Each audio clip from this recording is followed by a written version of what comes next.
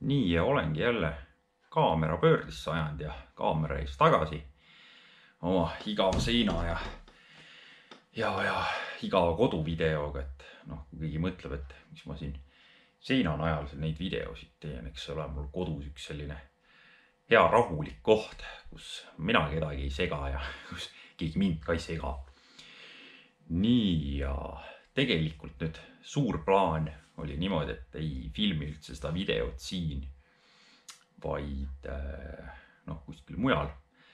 Ja plaan oli teha trennivideo ja siis sel teemal, et kas lapseootel tohib trenni teha ja palju ennast liigutada tohib ja kõik jutud, sest et üllatus, üllatus, me siin oleme vaikselt lapseootel. Nii ja muidugi ilmselgelt lapseootel tohib trenni teha, kui ei tee seal mingeid ulme jõutõmbeid ja kükke ja ma ei tea mida kõik, et noh, need võivad seal tõesti natuke riskantsed olla. Ja seda kinnitasid ka meile kõik arstid, kelle juures sai nüüd kontrollis ju käidud ja et noh, selline vaikne liigutamine ja see ei tee üldse paha, et see aktiivsus on mõlemale ju hea, nii lapsele kui ka emale siis on ju.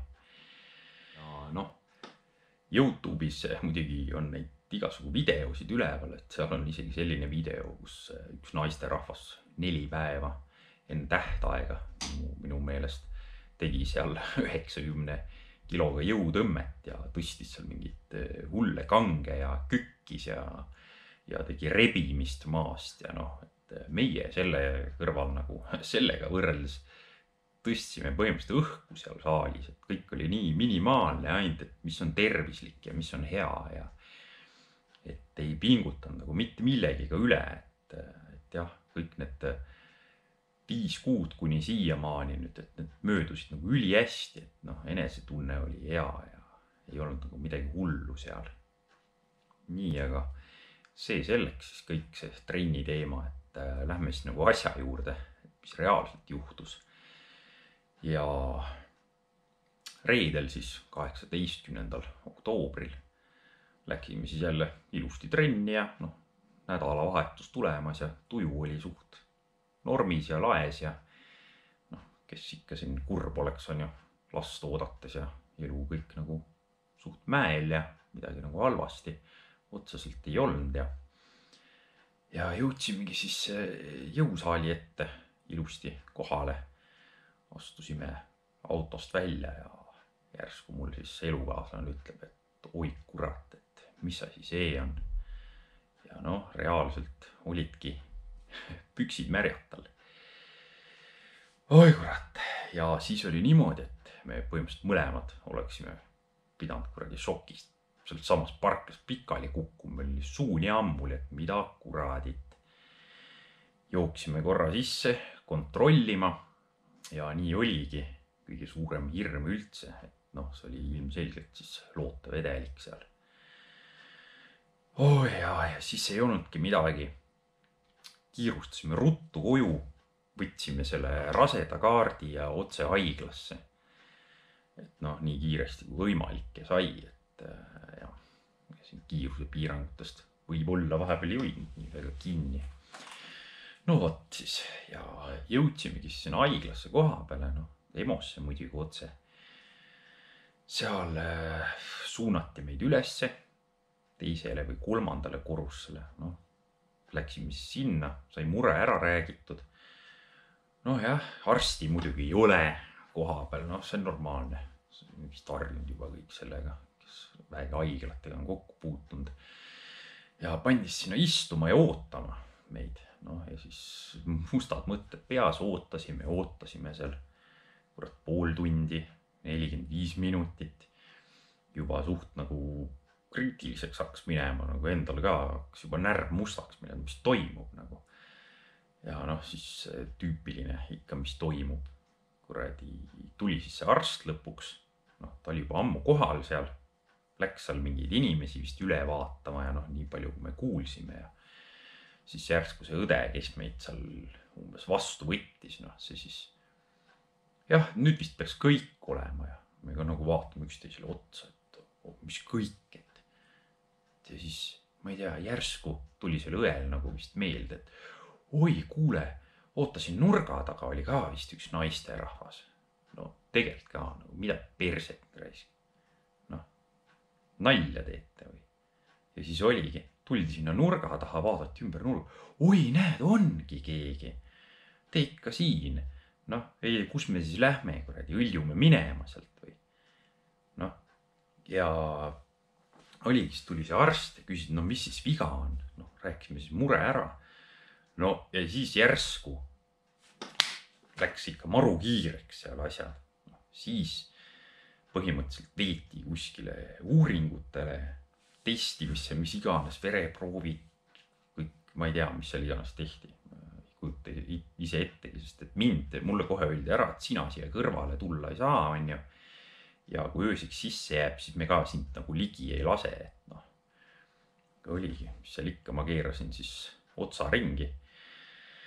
Läksin mustade mõtetega siis välja sealt haiglast ja noh, jäin siis ootama kõnesid ja sõnumeid ja mida iganes, on ju, et noh, mis siis nagu toimub, on ju. No ja siis järgmine hetk, mis ma siis teada sain, oligi niimoodi, et hakati jube kiiresti mingeid rohtusid ja süste ja asju sisse seal pumpama, et üldse midagi veel päästa oleks ja et põhimõtteliselt kõik need süstid ja testid ja mis iganes asjad olid nagu tehtud kuskil alla 1,5 tunni, et võt nii kiiresti läks, et siis noh, see ootamisaeg siis sinna lisaks on ju, et noh, siis 2,5 tunniga või midagi sellist oli siis asi enam-vähem selge, et mis seal kõik toimub.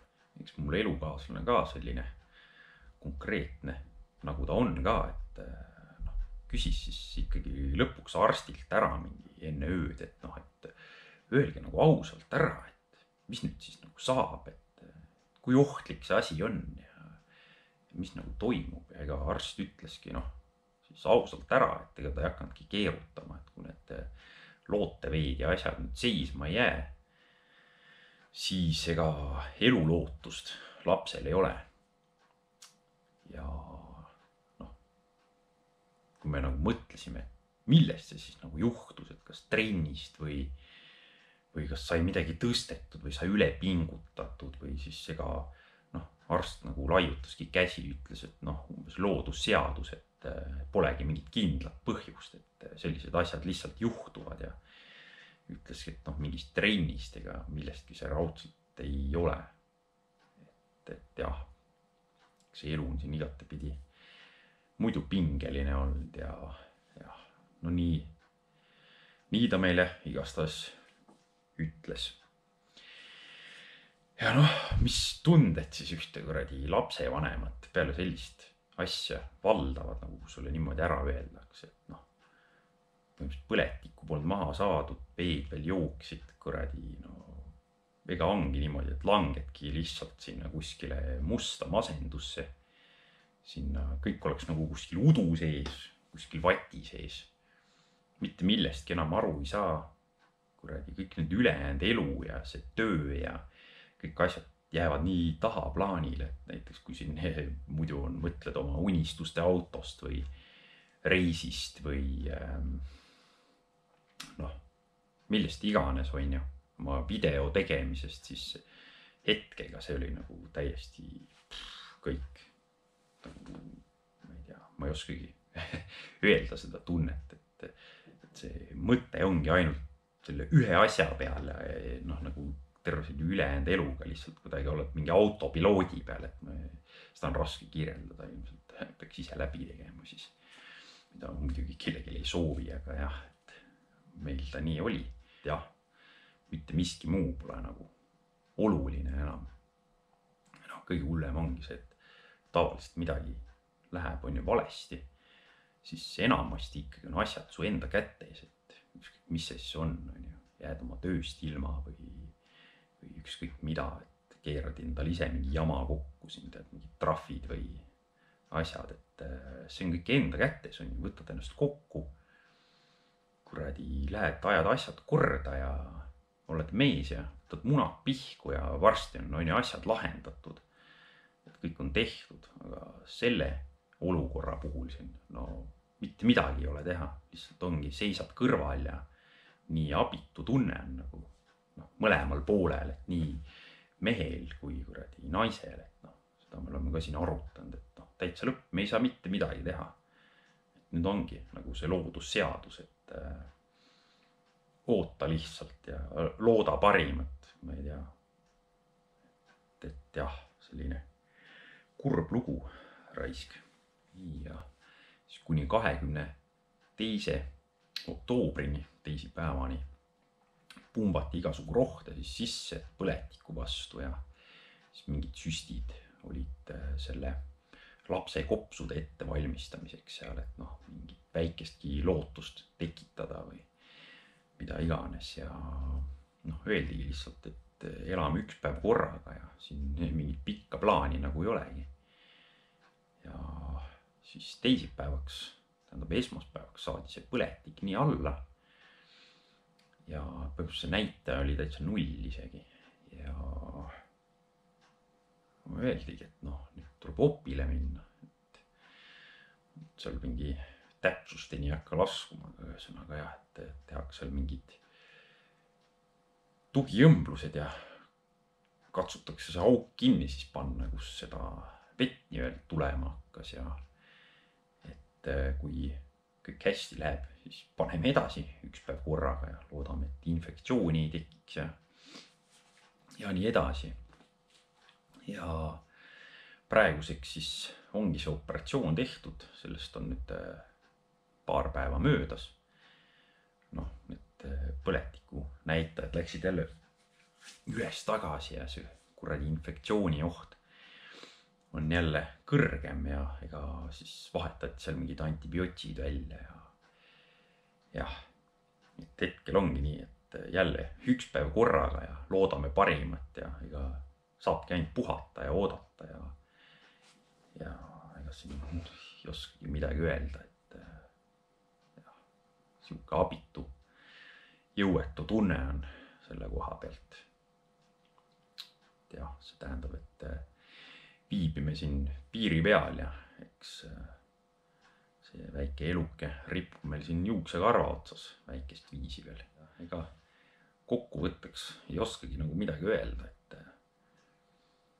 kes sellist õnnetut asja ikka tahaks oma ellu, et jah, päris hull on ikka elu kuidagi selline tunne on, et elu on kokku varisemise ääre peal, et jah, keeruline, väga keerulised ajad,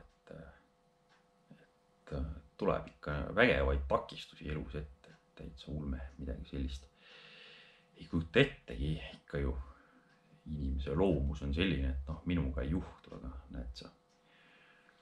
Vot, aga nii ongi, ega mis ma siin pikalt jutustan, eks seda juttu on raske välja pressida ilmselt, et eks ma olen siin näost karva ja magamata ja kuradi, jah, ei ole see asi ei ole õige ja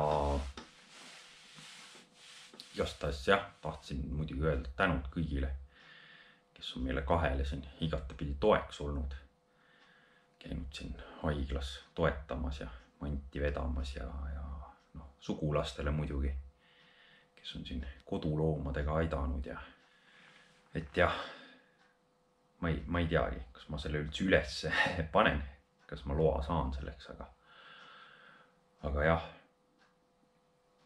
tänud veel kord kõigile,